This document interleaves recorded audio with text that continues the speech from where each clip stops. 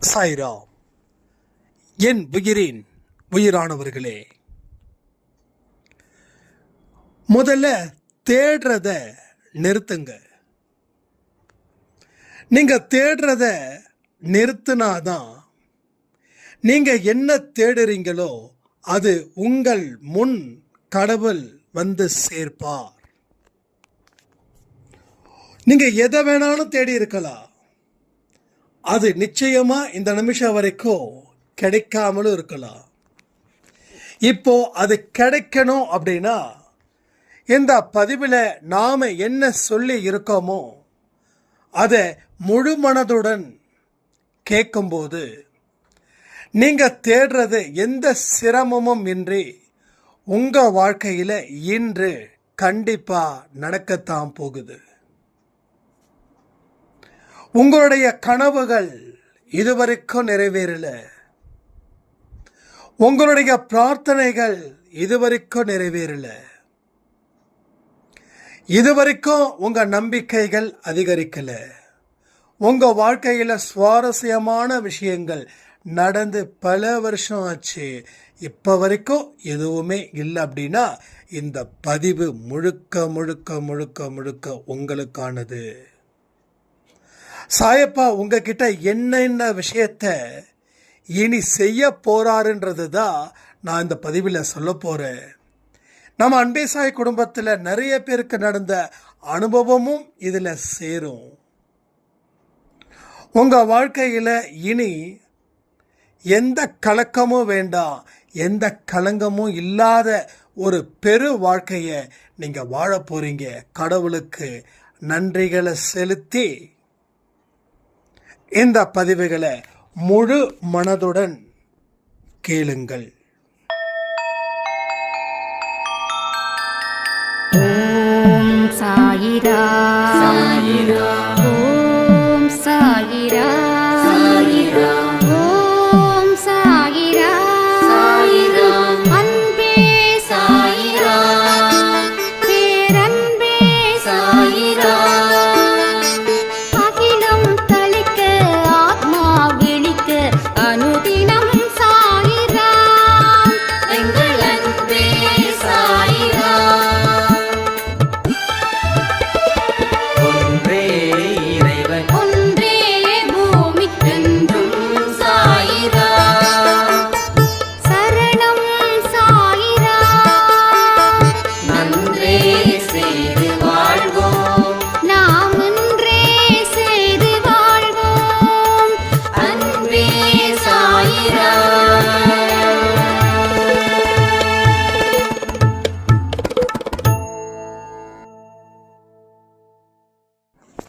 So தேடுதலை நிறுத்திட்டா கிடைக்காம போயிடுச்சுன்னா என்ன பண்றது? தேடினாவே கிடைக்க மாட்டேங்குது, அப்போ தேடலைன்னா எப்படி கிடைக்கும்? ஒரே ஒரு விஷயத்த சொல்கிறேன், இயற்கையை நீங்கள் இன்னும் புரிஞ்சிக்கல. இந்த கேள்வியை கேட்கறத வச்சு சொல்கிறேன். நீங்கள் இவங்க தான் வேணும் அப்படின்னு சொல்லி கடவுள்கிட்ட கேட்டிங்களா? இவங்க அப்பாவாக இருக்கணும், இவங்க அம்மாவாக இருக்கணும், இவங்க அண்ணனாக இருக்கணும், இவங்க அத்தையாக இருக்கணும், மாமாவாக இருக்கணும், சித்தப்பாவாக இருக்கணும், சித்தியாக இருக்கணும், ஃப்ரெண்டாக இருக்கணும், எதிரியாக இருக்கணும், நண்பனாக இருக்கணும், அப்படி இருக்கணும், இப்படி இருக்கணும்னு நீங்கள் கேட்டிங்களா கடவுள்கிட்ட? ஸோ உங்களுக்கு கடவுள் நீங்கள் தேடாமலே உங்களுக்கு உறவுகளை கொடுத்தாரா இல்லையா? நீங்கள் தேடாமலே பல விஷயத்தை அவர் செஞ்சாரா இல்லையா? அப்போ நீங்கள் எவ்வளவு ஹாப்பியாக இருந்தீங்க. ஆனால் இன்னைக்கு தேடும்போது உங்கள் சந்தோஷம் எங்கே போச்சு? ஒவ்வொரு தடவை தேடும் போதும் உங்கள் மனசில் இருக்கக்கூடிய அந்த சோர்வை எனக்கு தெரியாமல் இல்லை. உங்களை போல தான் நானும் தேடினேன். தேடி தேடி தேடி தேடி நான் ரொம்ப டயர்டானது தான் மிச்சம். என் வாழ்க்கையில் எந்த நல்லதும் நடக்கலை, அதற்கு பதிலாக கெட்டது மட்டும்தான் நடந்துச்சு. அப்போ நீங்க தேட வேண்டியது கடவுளை, தேடக்கூடாதது உங்க புகழையும் செல்வத்தையும் இன்னும் என்னென்னலாம் இருக்கோ அத்தனையும். நீங்க கடவுளை மட்டும் தேட ஆரம்பிச்சிட்டிங்கன்னா நீங்க வேற எதையுமே தேட மாட்டீங்க, தேடவும் கூடாது, தேடவும் முடியாது. என்னைக்கு உங்ககிட்ட இருக்கிறது எல்லாம் பொக்கிஷமானதுன்னு நீங்க நினைக்கிறீங்களோ, அன்னைக்கு உங்க வாழ்க்கையில ஒரு மிக பெரிய அமைதி கிடைக்கும். அந்த அமைதி உங்களை பல வழிகளில் அழைச்சிக்கிட்டு போகும். எந்தெந்த வழிகளில் நீங்க போறீங்களோ அந்த எல்லா வழிகளிலும் நீங்கள் வெற்றியை காண்பீர்கள். அங்கதான் இன்னொன்னும் பார்ப்பீங்க, இதை தானப்பா நான் தேடினேன், ஆனா இப்போ எனக்கு கிடைச்சிருக்குது, கடவுளுக்கு நன்றின்னு சொல்லி உங்க கண்களில் இருந்து ஆனந்த கண்ணீரே வரும். இது எல்லாமே அன்பை சாயில நடந்திருக்குது. எத்தனையோ பதிவுகள், அப்ப அத்தனை பதிவுகளும் பலன் இல்லாம போக போதா? பலன் இருக்குது, பலன் இல்லாம போகல. சிலருக்கு பலன் அளிக்குது, பலருக்கு பலன் அளிக்கல. அதுதான் தெரிஞ்சுக்க வேண்டியது. அப்ப சிலருக்கு ஏன் அளிக்குது, ஏன் பலருக்கு அளிக்கல அப்படின்னா, அந்த சிலர் முழு நம்பிக்கையை வச்சு கேட்டு வாழ்க்கையில அதை பயன்படுத்துறாங்க. பலர் அதை கேட்கறதும் இல்லை, அதை பயன்படுத்துறதும் இல்லை. அதனால அவங்க வெக்ஸ் ஆகிட்டே இருக்காங்க. இதுதான் நடக்குது. இந்த ஒரு விஷயத்தை தான் நான் திரும்ப திரும்ப சொல்றேன், தேடினது கிடைக்காது, ஆனா என்னைக்கு தேடாம இருக்கிறீங்களோ அன்னைக்கு அது கிடைக்கும். ஸோ இதை தேடுறதை நிறுத்திட்டு கடவுளை தேடுங்கள், கடவுளுடைய பாதத்தை தேடுங்க, கடவுளோட கைகளை தேடுங்க, கடவுளோட மனசை தேடுங்க, கடவுள்கிட்டயே இருங்க. உங்களுக்கு எல்லாமே நல்லபடியா சாயப்பா அமைச்சு தருவா. ஒரு மிகப்பெரிய பலம் வாய்ந்தவர் தான் அவர், இது உங்களுக்கு தெரியும். அவரால் அரசனும் ஆண்டியாவான், ஆண்டியா இருக்கிறவனும் அரசனாவான், இதுவும் உங்களுக்கு தெரியும். அப்ப நம்மள அவர் அரசனாக்க மாட்டாரா? நமக்கு தேவையானதை அவர் பெற்று தர மாட்டாரா? அவரை நம்பி நீங்க ஒப்படைக்கும் போது உங்களோட வாழ்க்கையில சந்தோஷம் மட்டுமே இருக்கும். ஆனா ஆரம்பம் சில கஷ்டங்களை கொடுக்கும். அந்த கஷ்டத்தை தாங்கி நீங்க நிற்கும் போதுதான் உங்களுடைய வெற்றி இங்க உறுதியாக்கப்படும். வெற்றி உறுதியாக்கப்படும். நல்லா புரிஞ்சுக்கோங்க. இந்த வெற்றிக்காகத்தான் பல மனுஷங்க தவம் இருக்காங்க, ஆனா எந்த வெற்றியும் அவங்களுக்கு கிடைக்கல. அதனால அவங்க தவமும் கலையுது, அவங்களுடைய கனவும் கலையுது. ஆனா நீங்க நான் சொல்றது போல தேடுறதை நிறுத்திட்டீங்கன்னா நீங்க எந்த தவமும் செய்ய வேண்டாம். உங்க வாழ்க்கையில வெற்றி அப்படின்றது எளிதாக்கப்படும், எளிதாக்கப்படும். அப்போ இதுல நாம தெரிஞ்சுக்க வேண்டிய விஷயங்கள் ஒன்னே ஒண்ணுதான். நம்ம என்னைக்குமே நம்ம மனசை அலைப்பாய விடக்கூடாது. கடல் அலைகளோட சவுண்டு பார்த்தீங்களா எப்படி இருக்குதுன்னு? அப்படிதான் ஒவ்வொருடைய மனுஷனுடைய அந்த குழப்பங்களும் அந்த கன்ஃபியூஷன்ஸும் அந்த பயமும் இருக்குது. ஆனால் அந்த கடலுக்கு அடியில் இருக்கிறது எப்படி இருக்குதுன்னா அவ்வளவு அமைதியாக இருக்கும். ஸோ உங்கள் மனசை அமைதிப்படுத்த, சாந்தப்படுத்த நீங்கள் முயற்சிகளை செஞ்சுருக்கீங்களா இன்னைக்கு வரைக்கும்? ஸோ எந்த முயற்சியையும் நீங்கள் எடுக்கலை, நீங்கள் எதற்காகவும் தயார்படுத்த முடியல. நீங்கள் மேலோட்டமான விஷயத்தை பார்த்து பார்த்து பார்த்து பயப்படுறீங்க.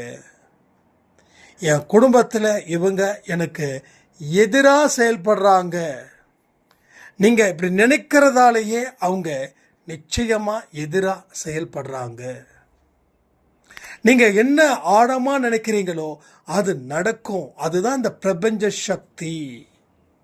யூனிவர்ஸுடைய ஸ்ட்ரென்த் என்னன்னு தெரியுமா? அதுதான் நீங்கள் எதை நினைக்கிறீங்களோ அது ரொம்ப ரொம்ப ரொம்ப ஸ்ட்ராங்காக உங்கள் வாழ்க்கையில் நடக்குது. சம்டைம்ஸ் அந்த லேட் நைட்டு நான் வீட்டுக்கு வருவேன். அப்போ வந்து சில சாப்பிடக்கூடாததெல்லாம் சாப்பிட வேண்டியது இருக்கும். அதாவது இந்த ஃபாஸ்ட் ஃபுட்டு, ஏன்னா என்ன கிடைக்குதோ அதான சாப்பிடணும். அப்போ ஒரு 3 days ரொம்ப அடுத்த நாள் காலையில் எழுந்திருக்கும் போது இந்த ஆயில் ஜாஸ்தி நம்ம உடம்பை பியூரிஃபை பண்ணும்போது, நல்லா புரிஞ்சுக்கோங்க, இது எல்லாருக்கும் பொருந்தும், எனக்கு மட்டும் இல்லை. ஏன்னா நான் மட்டும் வானத்திலேருந்து குதிக்கலை. நான் குதிச்சா நீங்களும் குதித்த மாதிரி, நான் குதிக்கலைன்னா நீங்களும் குதிக்காதது போல். நான் சொல்கிறத நல்லா புரிஞ்சுக்கோங்க. ஒரு மாதம் ரொம்ப ஸ்ட்ராங்கான ஃபுட்டு, நல்லா பியூரிஃபை ஆன ஃபுட்டு, சுத்தமான ஃபுட்டு, பரிசுத்தமான ஃபுட்டு, அதை சாப்பிட்ட உடம்பு திடீர்னு அசுத்தமான உணவை சாப்பிட்டா உடனே அந்த பாடி வேற மாதிரி ரியாக்ட் பண்ணும். கெடுதலே சாப்பிட்டுட்டு இருக்கிறவனுக்கு ஒன்றும் தெரியாது.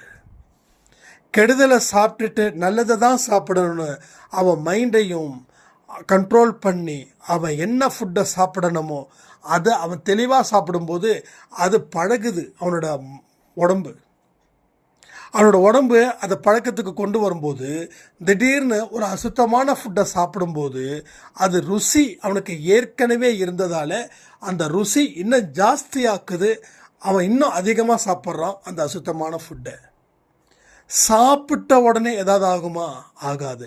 சாப்பிட்டு முடிச்சதுக்கு அப்புறம்தான் கண்ணா பின்னன்னு ஆகும். ஒன்றும் இல்லை, ஓப்பனாக சொல்லணும்னா, நேற்று வந்தது ரொம்ப லேட்டு வீட்டுக்கு வந்தது. அப்போ வந்து புளிச்ச மாவு தோசை அண்டு இட்லி சாம்பார். 10:50 11 மணிக்கோ நான் வீட்டுக்கு வரேன். நானும் விஷ்ணுவும் வந்து சாப்பிட்றோம். ஆல்ரெடி பசி. நான் கொஞ்சம் இந்த மாவு ஐட்டத்தெல்லாம் கொஞ்சம் தவிர்க்கிறேன், கொஞ்சம் சாப்பாடை கம்மி பண்ணுறேன், லிக்விடு ஜாஸ்தி எடுக்கிறேன். ஃப்ரூட்ஸு, அதாவது கொய்யாப்பழம்லாம் பெரிய விலை இல்லை, நெல்லிக்காயெலாம் பெரிய விலை இல்லை இல்லையா? ஸோ இதெல்லாம் வந்து நம்ம பட்ஜெட்டுக்கு ஏற்றது போல் நான் ஃப்ரூட்ஸ் தான் சாப்பிட்றது. அப்போது இது ரெகுலராக போகுது. நேற்று வந்து நல்ல பசி. ஸோ வீட்டில் சுட்ட தோசை அந்த இட்லி சாம்பார் இதை வந்து கொஞ்சம் ஜாஸ்தி சாப்பிட்டேன். நைட்டு ஒரு 12-1 மணி இருக்கும். சாப்பிட்டது எல்லாம் நெஞ்சில் வந்து நிற்குது. வாமிட் எடுத்தால் பரவாயில்ல போல் இருக்குது. அடுத்த நாள் காலையில் வாக்கிங் வேறு போகணும். அப்போ இந்த இடத்துல என்ன தோணும் மற்றவங்களுக்கு அப்படின்னா, நைட்டே சரியாக தூக்கம் இல்லை, ஒரு மாதிரி அன்ஈஸியாக இருக்குது, அன்கம்ஃபர்டபுளாக இருக்குது, அதனால் நம்ம தூங்கிடலாம், அப்படியே எழுந்திரிச்சாலும் வாக்கிங் போக வேண்டாம் அப்படின்னு நினைப்பாங்க. ஆனால் நான் ஒன்று தான் நினச்சேன், மயக்கம் போட்டு விழுந்தாலும் வாக்கிங் பிளேஸில் விடலாம் அப்படின்னு. ஆனால் என்னால் நடக்க முடியும்னு இன்றைக்கி ஆஸ் யூஷுவலாக 40 நிமிஷத்தில் 5000 ஸ்டெப்ஸை நான் நடந்ததுக்கப்புறம் அந்த டயர்ட்னஸ் போயிடுச்சு. என் கூட விஷ்ணு சாய்ராமும் நடந்தாங்க. இப்போ எனக்காக நான் வாக்கிங் போகிறனோ இல்லையோ, நம்ம விஷ்ணு சாய்ராமுக்காக நான் வாக்கிங் போகிறேன். ஏன்னா அவருடைய உடம்பு ரொம்ப ஓவர் வெயிட் போட்டதால். அப்போ என்ன புரிஞ்சிக்க முடியுது அப்படின்னா, நாம் எதை நினைக்கிறோமோ அது இந்த யூனிவர்ஸ் நமக்கு கொடுக்குது. இதெல்லாம் உதாரணத்துக்கு தான் சொல்கிறேன். நான் என்னோடய சாதனைகளை சொல்லி பெருமைப்படுறதுக்காக நான் சத்தியமாக சொல்லலை. நான் என்னோடய உடம்பு பலகீனமாக இருக்குது, நைட்டு சாப்பிட்டது ஜீரணமாகலை, அதனால் வாக்கிங் போக வேண்டாம் அப்படின்னா என்னோடய லைஃப் ஸ்டைல் இன்றைக்கி வேறு மாதிரி போயிருக்கும். பட் என்ன நடந்தாலும் பரவாயில்ல, நம்ம முயற்சி பண்ணுவோம், அதுக்கப்புறம் வரதை யோசிப்போம் அப்படின்னு போகும்போது வாக்கிங்கில் கிளம்பும்போது ரொம்ப தர்ம சங்கடமாக இருந்தது. நீங்கள் சிரிப்பீங்களா என்னன்னு தெரியாது. நான் 8:30க்கு தான் வாக்கிங்கே போனேன். ஒரு காக்கா கூட இல்லை. 8:30 to 9:30 வரைக்கும் வாக்கிங் போகணும். நல்ல வேகமான நடை, நல்ல வேகம், அதில் குறைவே இல்லை. அப்போ இது எதுக்காகனா, நாம் என்ன நினைக்கிறோமோ அதுதான். என்னை பல பேர் என்ன கார்னர் பண்ணுறாங்க, என்னை டார்கெட் பண்ணுறாங்க, என்னை திருப்பி திருப்பி திருப்பி அடிக்கிறாங்க அப்படின்னு நினச்சிங்கன்னா அடிவிடும். சரி, அடிக்கிறாங்க, உண்மைதான், அடிக்கிறாங்க, கார்னர் பண்ணுறாங்க, டார்கெட் பண்ணுறாங்க, இல்லைன்னு சொல்லலை. ஏன் எனக்கு டார்கெட் பண்ணலையா? எல்லா மனுஷனுக்கும் எவனாவது ஒருத்தர் டார்கெட் பண்ணத்தான் செய்வான், கார்னர் பண்ணத்தான் செய்வான். ஏன்னா நம்ம வளர்ச்சி அவங்களுக்கு பிடிக்காது. அவங்க வளர்ச்சினா அவங்களுக்கு நிச்சயமாக பிடிக்காது. நம்ம வளர்ச்சியை அவங்களுக்கு டெஃபினட்டாக பிடிக்காது. இது நல்லா புரிஞ்சுக்கணும். எங்கடா நீ மாட்டுவன்னு சொல்லி காத்துக்கிட்டு இருப்பாங்க. நம்ம எந்த அளவுக்கு உயர்ந்துக்கிட்டு இருக்கிறோமோ அந்த அளவுக்கு இவன் நல்லவன், இவனை பகைச்சிக்கிட்டா பிரச்சனை வரும் அப்படிலாம் இல்லை. வந்ததுக்கப்புறம் வேணால் திருந்துவாங்களோ என்னமோ தெரியாது. ஆனால் எல்லா சைடும் இந்த டார்கெட் இருக்கும். கார்னர் பண்ணுவாங்க. ஒன்று அடிக்க செய்வாங்க, இல்லைன்னா வார்த்தைகளால் குத்திக்கிட்டே இருப்பாங்க. இப்போ யாரும் அடிக்கிறது இல்லை. ஏன்னா அடிக்கிற அளவுக்கு எவனும் பலசாலி இல்லை.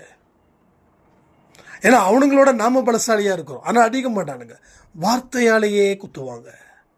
ஆனால் நீங்கள் ரெஸ்பான்ஸ் பண்ணிங்கன்னா குத்திக்கிட்டே இருப்பாங்க. அவங்க குத்துறது நமக்கு வலிக்கும். ஆனால் அவன் கிடக்கிறான், அவனுக்கு அதே வேலை தானே அப்படின்னு சொல்லி நம்ம அவனை காமெடி பீஸ் ஆக்கிட்டோம் அப்படின்னா நம்ம ஹீரோவாக இருக்கலாம். இல்லைன்னு வச்சுக்கோங்க, அவன் ஹீரோவாகி நம்மளை கஷ்டப்படுத்திட்டு இருப்பான். அப்போது நீ என்ன நினைக்கிறியோ அது இங்கே நடக்குது. அப்போ எல்லா விஷயத்துக்கும் இது பொருந்துமா? எஸ், எல்லா விஷயத்துக்கும் பொருந்தும்.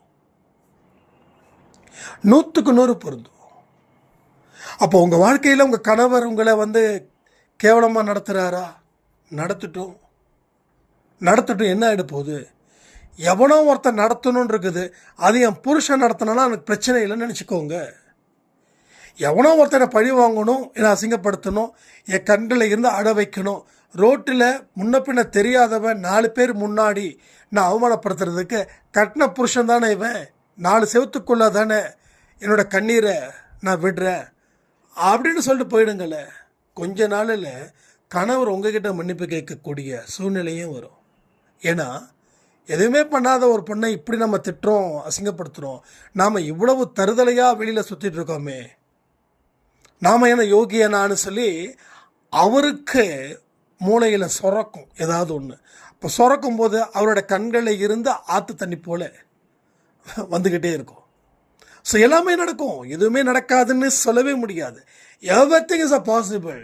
பட் நீங்கள் கான்ஃபிடெண்ட்டாக இருந்தால், நீங்கள் நம்பிக்கைக்குரியவர்களாக இருந்தால் எல்லா நல்ல விஷயங்களும் எந்த ஜென்மத்தில் நடக்கும். உங்களை எதிர்த்தவனோட வாழ்க்கையை கூட இந்த ஜென்மத்தில் நீங்கள் பார்த்துடலாம், அவனுக்கு எப்படிப்பட்ட வாழ்க்கையை கடவுள் கொடுத்துருக்காருன்னு.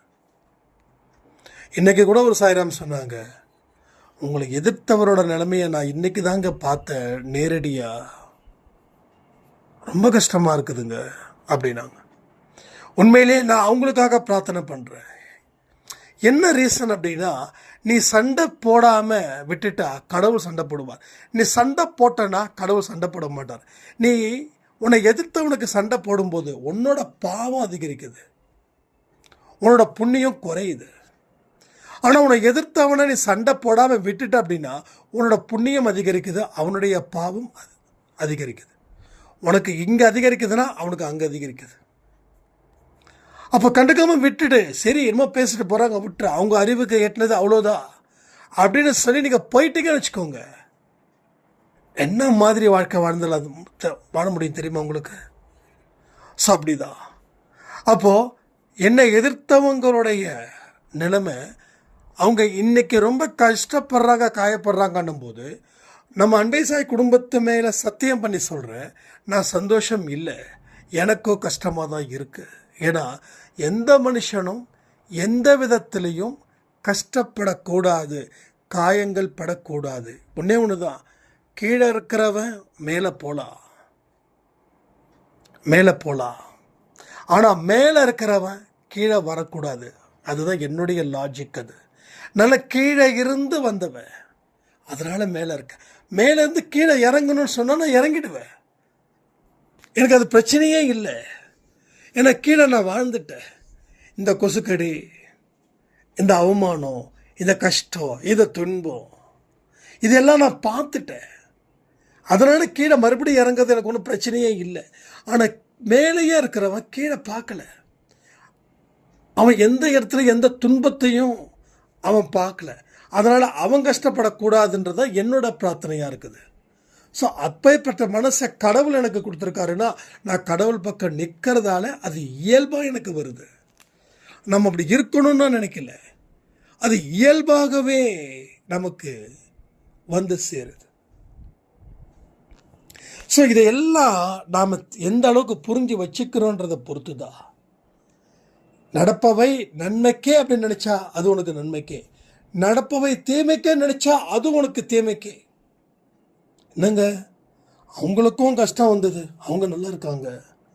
ஆனால் அவங்களுக்கு வந்த கஷ்டத்தை விட எனக்கு கஷ்டம் குறைவாக இருக்கு, நான் நல்லா இல்லையே அப்படி நினைக்கிறவங்களுக்கு ஒரே ஒரு பதில் என்ன தெரியுமா? ஒன்றே ஒன்று தான். அவங்க நடப்பதை நன்மைக்கே நினச்சாங்க, சரி அப்படி நினைக்கலனாலும் இதெல்லாம் ஒரு கஷ்டமாக நினச்சி விலகினாங்க, கஷ்டத்தில் இருந்து விலகினாங்க, நல்லா இருக்காங்க. ஆனால் உங்களால் அதை விலகவும் முடியல.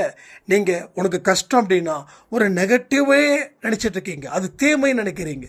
இன்னமும் சொல்கிறேன், கடவுள் உங்களுக்கு கஷ்டத்தை கொடுத்தா யார் அதை சந்தோஷமாக ஏற்றுக்கிறானோ அவனே வாழ்க்கையில் ஜெயிப்பான். ஏன்னா இந்த கஷ்டத்தை தாண்டினதுக்கப்புறம் உனக்கு ஒரு வாழ்க்கையை நான் கொடுக்க போகிறேன் அப்படின்னு. என்னோடய லைஃப்பில் நிறையா டேர்னிங் பாயிண்ட் கஷ்டத்தின் மூலமாக அடுத்த ஒரு வாழ்வு எனக்கு வருதுன்னா அது மிக சிறப்பான ஒரு வாழ்க்கையாகத்தான் அது இருக்குதே தவிர மோசமான ஒரு வாழ்க்கையாக எனக்கு இருந்ததே இல்லை. நான் அந்த மாதிரி அதை பாசிட்டிவாக எடுத்துக்கிட்டதால. இன்கேஸ் அதை நான் நெகட்டிவாக எடுத்துக்கிட்டேன் அப்படின்னா நான் இப்போ எந்த மாதிரி வாழ்க்கையை வாழ்ந்துட்டுருக்கணும் அதை விட 20 மடங்கு மோசமான வாழ்க்கையை நான் வாழ வேண்டிய நிலை ஏற்படலாம்.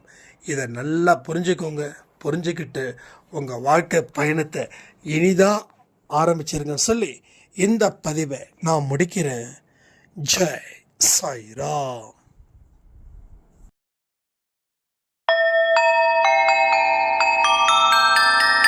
ஓம் சாயிரா. சாயிரா.